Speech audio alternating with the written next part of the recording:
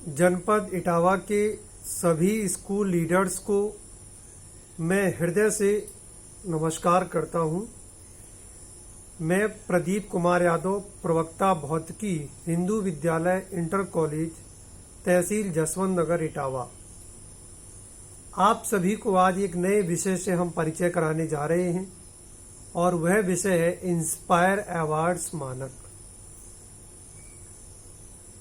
मित्रों, कल्पनाशील एवं सृजनशील बच्चे किसी भी राष्ट्र की अमूल्य धरोहर होते हैं। इस सोच को केंद्र में रखते हुए भारत सरकार के विज्ञान एवं प्रौद्योगिकी मंत्रालय ने सन 2009-10 में एक विशिष्ट कार्यक्रम शुरू किया गया, जिसका उद्देश्य था कक्षा 6 से कक्षा 10 तक पढ़ने वाले किशोर बच्चों को, जो कि प्रतिभावान हैं, उनको प्रोत्साहित कर विज्ञान की तरफ आकर्षित करने के लिए इंस्पायर अवार्ड्स मानक प्रोग्राम प्रारंभ किया गया। भारत सरकार ने 2010 से लेकर 2020 तक के दशक को नव प्रवर्तन दशक, नवाचार दशक, इनोवेशन डेकेड के नाम से घोषित किया है। मैं आपको बता दूं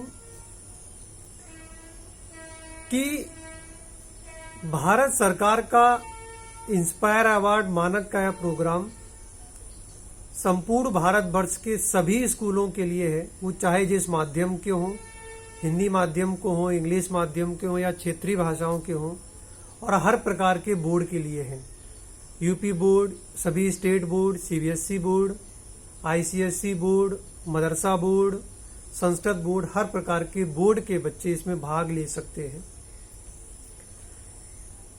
मित्रों, इस प्रोग्राम में सबसे पहले स्कूल को इंस्पायर अवार्ड के पोर्टल पर अपना रजिस्ट्रेशन कराना होता है। स्कूल का रजिस्ट्रेशन पहले होता है, बच्चों का रजिस्ट्रेशन बाद में होता है। स्कूल के नामांकन के लिए विद्यालय के पास अपडेटेड यूडाइस कोड होना चाहिए।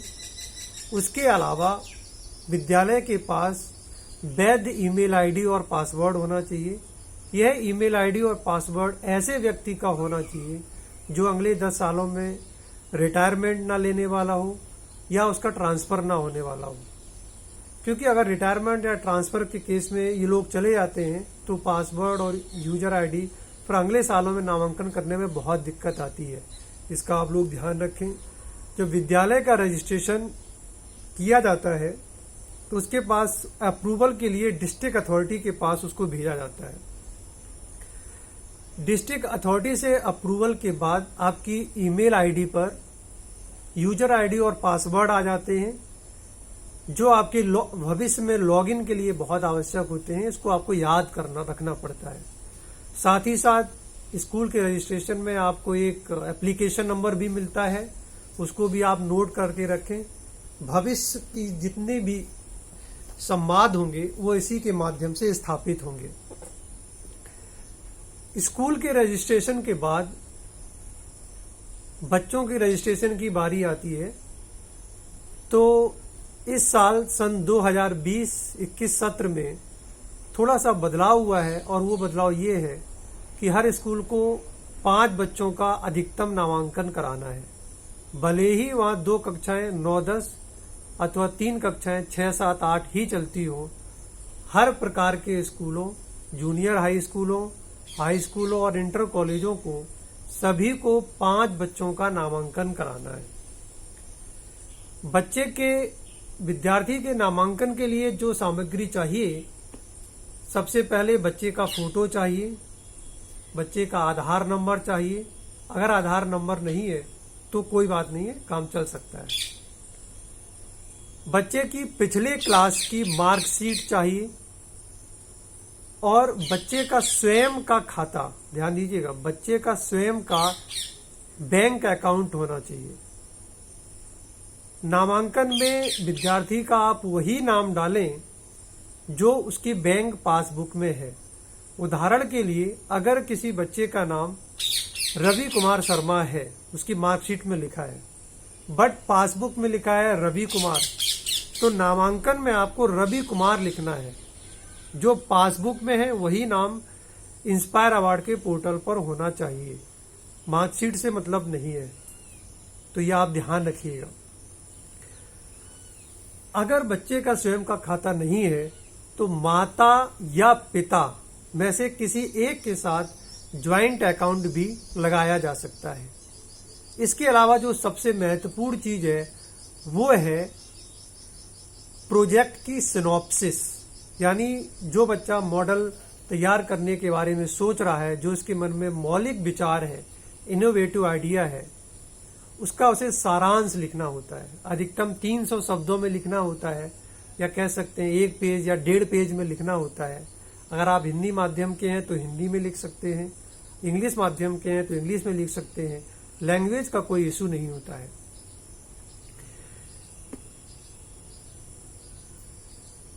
सारांश के बारे में पहले मैं ये बता देना चाहता हूं कि अभी बच्चे को नामांकन के समय भौतिक रूप में विज्ञान का मॉडल नहीं बनाना है।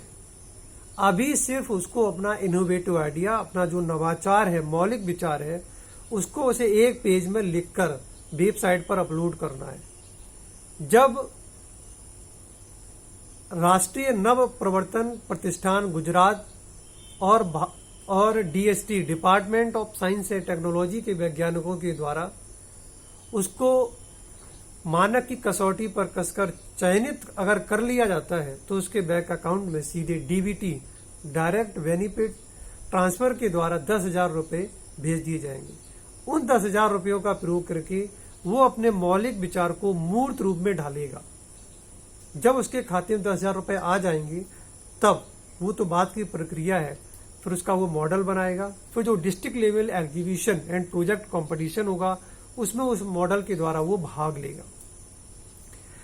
सारी जानकारी इस बोर्ड पर लिखी है। इसमें जो मौलिक विचार होते हैं वो वास्तव में कुछ ऐसे होते हैं, विज्ञान आधारित समाज उपयोगी मौलिक विचार। अब मौलिक विचार किस किस प्रकार के हो सकते हैं, जैसे कि हमने यहाँ कुछ उदाहरण भी लिखे हुए हैं। किसानों की समस्याओं पर आधारित होने चाहिए। जैसे किसान जब खेत को जोतता है तो उसे ट्रैक्टर की जरूरत पड़ती है, तो उसे पैसे खर्च करने पड़ते हैं।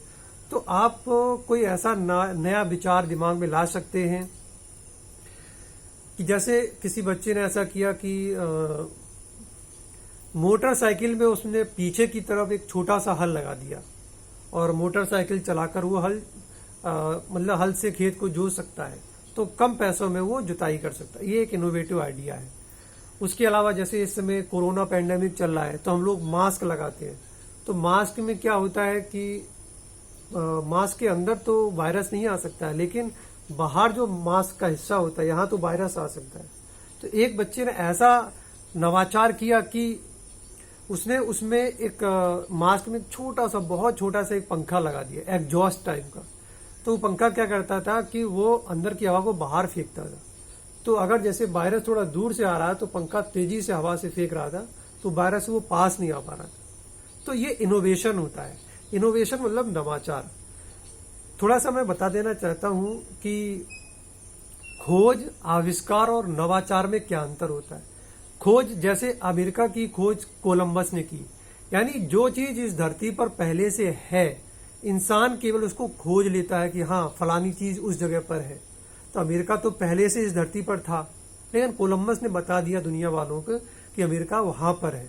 तो ये डिस्कवरी है। आविष्कार क्या होता है? जब कोई चीज धरती पर पहले से ना हो और उसको कोई इंसान, कोई वैज्ञानिक बना दे, तो उसे हम आविष्कार कहते हैं, है ना। अब जैसे उदाहरण के लिए, जैसे बल्ब का आविष्कार एडिसन ने किया, तो एडिसन से पहले इस धरती पर बल्ब नहीं था, तो बल्ब का आविष्कार हुआ है। वैसे ही जैसे टेलीफोन जो होता है, लैंडलाइन के पहले वाले होते थे टेलीफोन, ग्राम बेल ने उसका आविष्कार किया। ग्राम बेल से पहले फोन इस धरती पर था ही नहीं। अब नवाचार की बात आती है। नवाचार क्या होता है? आविष्कार से थोड़ा सा आगे का स्टेप होता है। जैसे कोई भी मशीन पहले से है आपके पास, उससे और अधिक कुशलता प्राप्त करने के लिए उसमें कोई थोड़ा सा हम जुगाड़ कर दें, नव प्रवर्तन कर दें, तो उसे हम नवाचार कहते हैं। जैसे बल्ब तो पहले से था, लेकिन फिर उसमें थोड़ा सा हमने और दिमाग लगाया, हमने एलईडी बना दिए, light emitting diode LED bulb जो होते हैं, तो ये नवाचार हो गया। वैसे ही जो मोबाइल फोन होता है, mobile phone, cell phone, Android phone जो होते हैं, ये भी हमारे नवाचार में आ जाएंगे, क्योंकि टेलीफोन तो पहले से था, उसी में थोड़ा सा सुधार करके हमने जुगाड़ करके मोबाइल फोन बनाया। तो ये चीज होती है। अब यहां पर और भी मैं कुछ उदाहरण दे सकता हूं। जैसे एक टीचर है कानपुर में, उन्होंने क्या एक फेस शील्ड बनाई है, फेस शील्ड। तो वो फेस शील्ड ऐसी है कि वायरस को अंदर नहीं आने देती है। उसके अलावा वो यहाँ पर टेम्परेचर को भी, बॉडी के टेम्परेचर को भी दर्शाती है। तो फेस शील्ड, तो ये इन्होंने इनोवेशन किया है। ऐसे भी जैसे यहाँ पर लिखा हुआ है कि दरवाजों को पैर से खोलने की युक्ति, हम लोग हाथ से खोलते हैं तो वो इन्फेक्टेड हो जाते हैं। तो ऐसा कुछ हम जुगाड़ करें कि हम पैर से खोल सकें। इसके अलावा कोई ऐसा छाता बना सकें जिसमें बारिश के समय 5 या 6 लोग भी आ सकें। ये सब जुगाड़ की बातें होती है। जैसे एक लड़का था गांव में, क्या किया उसने, क्या किया, उसका बेड का जो हत्था था वो टूट गया था। तो बार बार वो फेविकॉल से जोड़ता था धागे से, फिर भी हट जाता था। तो एक दिन उसके मन में जुगाड़ आया, एक विचार आया, मौलिक विचार। उसने क्या किया, उसमें एक प्लास्टिक की बोतल को काट के ऐसे फंसा दिया ऐसे, और उस बोतल को बाहर से गर्म कर दिया। बाहर से गर्म करने पर क्या हुआ कि वो कस के उसको जकड़ लिया, उसको उसने पकड़ लिया इस तरीके से। तो वो पकड़ने के बाद क्या हुआ कि फिर वो हत्था वहां से हिल नहीं रहा था। ऐसे ही जो घरों में जो चारपाई होती है, कभी कभी उसका जो मचवा होता है वो टूट जाता है, तो वो भी सही से जुड़ता नहीं है। तो वहां पर भी आप मचवा में अगर कोई बड़ी प्लास्टिक की बोतल ऐसे करके ऐसे फंसा देंगे और उसको बाहर से गर्म कर देंगे, तो वो बहुत अच्छे ढंग से उसको जकड़ लेगी। और जकड़ने के बाद क्या होगा, फिर वो कभी हिलेगी नहीं। ये कुछ ऐसे विचार हैं जिनको इस तरीके, ये सिर्फ उदाहरण है। ऐसा ही कुछ आपको मौलिक विचार अपने विद्यार्थियों को सहायता करनी है और उनको सिनॉप्सिस लिखना है। सारांश लिखने में कुछ बातों का ध्यान देना पड़ता है। सबसे पहले हमें सारांश में एक शानदार शीर्षक चाहिए होता है। शीर्षक जो है, टाइटल, वो बहुत ही जनरल या व्यापक नहीं होना चाहिए। जैसे स्वच्छ भारत, स्वस्थ भारत, डिजिटल इंडिया, है ना, इस तरीके से टाइटल नहीं होना चाहिए। टाइटल थोड़ा सा लोकल होना चाहिए। जैसे कोई किसी बच्चे ने ऐसा एक इनोवेशन किया कि जो आंखों से जिनको दिखाई नहीं देता, अंधे व्यक्ति होते हैं, तो उसके लिए उसने एक सहायक उपकरण बनाया, एक विशेष छड़ी बनाई कि जो उनको आगे का रास्ता ढूंढने में मदद करती थी। तो टाइटल हम ऐसे कर सकते हैं कि अंधे व्यक्तियों के लिए सहायक छड़ी, है ना, इस तरीके से हम कर सकते हैं। तो बहुत ही स्पष्ट टाइटल होना चाहिए। जो सारांश होता है उसके बाद वो 3 स्टेंजा में लिखा जाता है, 3 पैराग्राफ में। पहले पैराग्राफ में आपको समस्या के बारे में 2-3 लाइनें लिखनी होती हैं। जैसे घर के आसपास नाली बहती है तो उसमें बहुत बदबू आती है, बहुत कीड़े होते हैं। तो जरा सोचो, क्या ऐसा कुछ हो सकता है कि उस गंदगी को हमें हाथ से ना छूना पड़े, और कुछ ऐसा हम विचार करें, कुछ ऐसा मॉडल, एक नवाचारित मौलिक विचार लाएं कि वो सफाई भी हो जाए और उसमें हमें हाथ से भी टच ना करना पड़े। तो ये समस्या है। तो पहले 2-3 लाइनें आप समस्या के बारे में लिखेंगे। फिर जब अगला स्टेंजा होगा उसमें आप 4-5 लाइनें आपने जो मॉडल सोचा है, मॉडल कैसा होगा, उसका प्रारूप कैसा होगा, उसका भौतिक स्वरूप कैसा हो, उसके बारे में लिखें। और लास्ट की जो 3-4 लाइनें होती है, जो अंतिम पैराग्राफ होता है, उसमें आपको लिखना होता है कि इस मॉडल से समाज में लाभ क्या क्या होंगे, बेनिफिट क्या क्या होंगे। अगर इस पैटर्न पर आप लिखेंगे तो बहुत संभावना है कि आपका जो प्रोजेक्ट है वो राष्ट्रीय स्तर पर भी चयनित हो सकता है। राष्ट्रीय स्तर पर चयनित होने के लिए जो प्रोजेक्ट होता है उसके कुछ मानदंड होते हैं। उसमें नयापन होना चाहिए, उसकी सामाजिक उपयोगिता होनी चाहिए, कॉस्ट इफेक्टिव यानी बहुत ज्यादा महंगा नहीं होना चाहिए, और इको फ्रेंडली यानी पर्यावरण को प्रदूषित करने वाला ना हो, पर्यावरण के लिए हितैषी होना चाहिए। कुछ इस तरीके का मॉडल हमें सोचना होगा। हाँ, सबसे बड़ी समस्या पहले लोगों को ये आती थी कि पहले तो 300 शब्दों का प्रोजेक्ट लिखो, फिर उसको टाइप करो। मैं आपको बता दूं, आपको टाइप करने की कोई जरूरत नहीं है। आप जो कीपैड खोलेंगे, अपना जो एंड्रॉयड फोन होता है उसका कीपैड आप खोलेंगे, तो उस कीपैड में सबसे नीचे जो कीपैड होगा उसमें सबसे बीच में, यहाँ मिडिल में एक चौड़ी सी बटन होती है, वहां पर एक छोटा सा माइक्रोफोन बना होगा। अगर आप ध्यान से देखेंगे, ये व्हाट्सएप वाला माइक्रोफोन नहीं है जो व्हाट्सएप से हम लोग वॉइस मैसेज भेजते हैं, वो नहीं है।